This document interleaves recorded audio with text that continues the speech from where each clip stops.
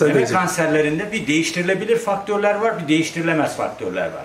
Aslında biz etki edebileceğimiz bu değiştirilebilir faktörleri eğer uyarlarsak, mesela biraz önce beslenmeden bahsettim, %30'unu beslenmeyle, sadece uygun bir beslenme, kanserojenlerden kaçınarak, alkol kullanmaktan kaçınarak, yani diğer bir yığın, mesela bu kullandığımız plastikler var, onların içinden geçen kanserojenler var, bunlardan bahsedeceğim. Bunları önleyerek aslında meme kanserini %30 önleyebiliyoruz. Onun dışında yine bakın, alkol, sigara, kimyasallara maruz kalma, ondan sonra estrojen hormon kullanımı, işte doğum kontrol hapı kullanımı.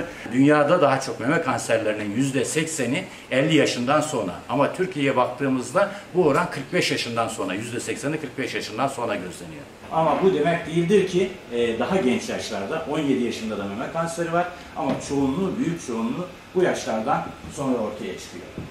Irk mesela, beyaz ırkta daha fazla. Özellikle beyaz ırkta işte nerede gözlüyoruz?